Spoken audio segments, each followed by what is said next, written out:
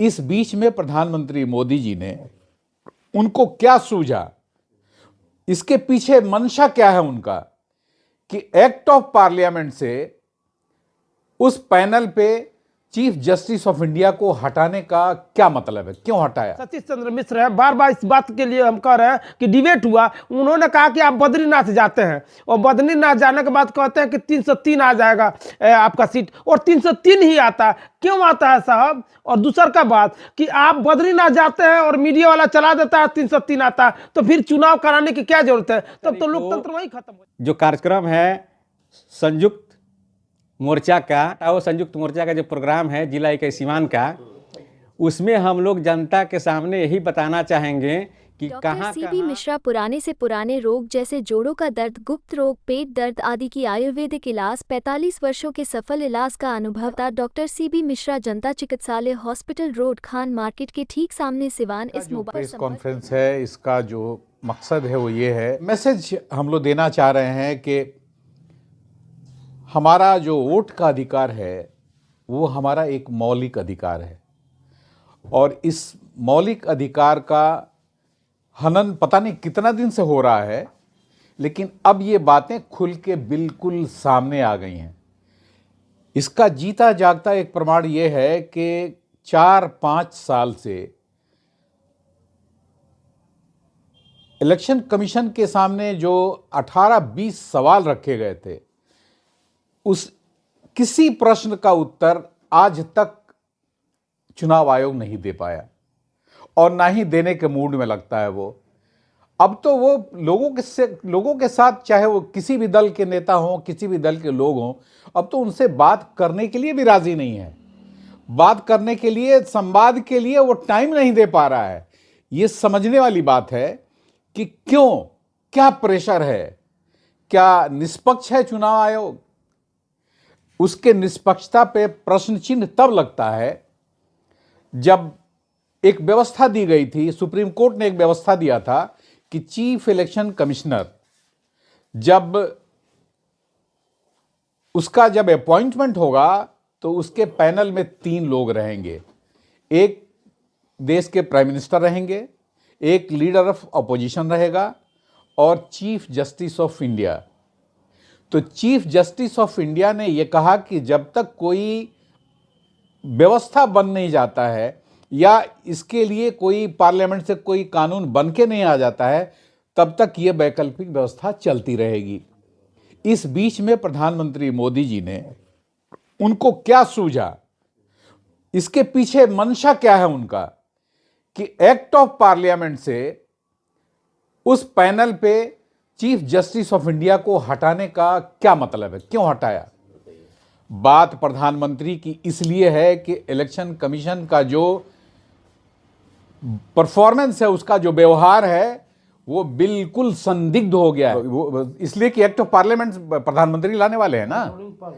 जब act of parliament प्रधानमंत्री लाते हैं, तो जब उसका सिलेक्शन होता है, जब उसका अपॉइंटमेंट होता है, और उसमें निष्पक्षता को बैलेंस करने के लिए जब चीफ जस्टिस ऑफ इंडिया का नाम हटाया जाता है, तो ये एक्ट ऑफ पार्लियामेंट लाने के पीछे की मंशा जाहिर हो जाती है ना। वो किसी भी पार्टी के हो, इससे मतलब नहीं है, वो भारत के प्रधानमंत्री है, और यहाँ के मतदाताओं का जो वोट है, अगर उनको इस बात का संशय है कि हम अपना मत जिस पार्टी को, जिस दल को दे रहे हैं, अगर उसको नहीं मिल रहा है, तो उस संशय को दूर करना पड़ेगा।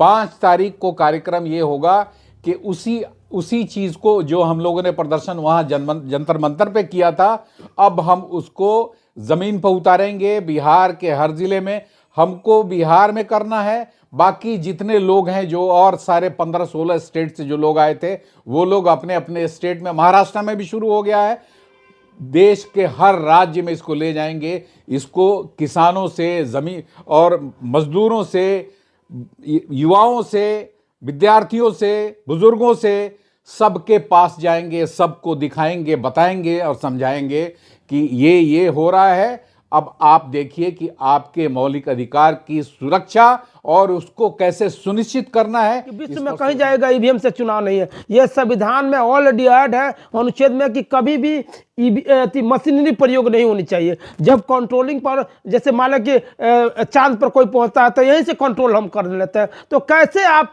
प्रूव कर सकते हैं कि ईवीएम अच्छा है। और मैं बताता हूं, सदन में ही इस बात का बहस हुआ था, बसपा की तरफ से सतीश चंद्र मिश्र है, बार बार इस बात के लिए हम कह रहे हैं कि डिबेट हुआ। उन्होंने कहा कि आप बद्रीनाथ जाते हैं और बद्रीनाथ जाने के बाद कहते हैं कि 303 आ जाएगा आपका सीट, और 303 ही आता है। क्यों आता है साहब? और दूसरा का बात कि आप बद्रीनाथ जाते हैं और मीडिया वाला चला देता है 303 आता है, तो फिर चुनाव कराने की क्या जरूरत है? तब तो लोकतंत्र वहीं खत्म हो जा रही है। तो मैं कहना चाहता हूं, जब आप कह रहे ईवीएम का, आप ईवीएम हटा ना दीजिए ना। आपको विश्व में कहीं चुनाव, ये मूर्खता की बात है ना, पूरा विश्व में कहीं, जब जापान ही आविष्कार है, जब जापान से ही बन के आता है, तो फिर जापान क्यों नहीं काम करता? तो आप क्यों कर रहे हैं भाई? नहीं, देखिए हम मानते हैं, लेकिन जो व्यक्ति वर्ल्ड लेवल पर विश्व का सबसे बड़ा ये लोकतंत्र है भारत है, और विश्व का सबसे बड़ा ज्ञाता बाबा साहब थे, तो उन्होंने ऐड कर दिया इस बात के लिए। आप इसमें प्रयोग क्यों कर रहे हैं?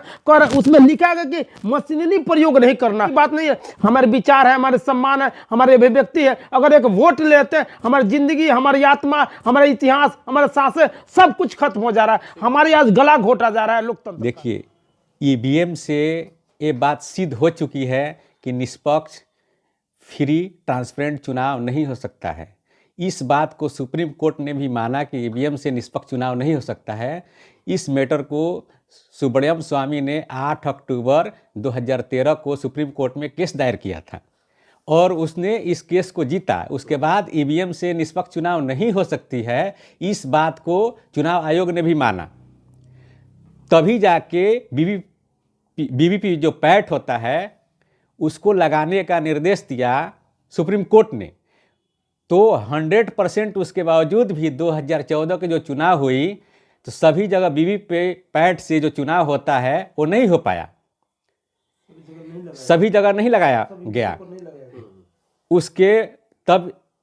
उसमें बहुत सारा ईवीएम से धांधली हुई, परिणाम स्वरूप बीजेपी चुन के आई।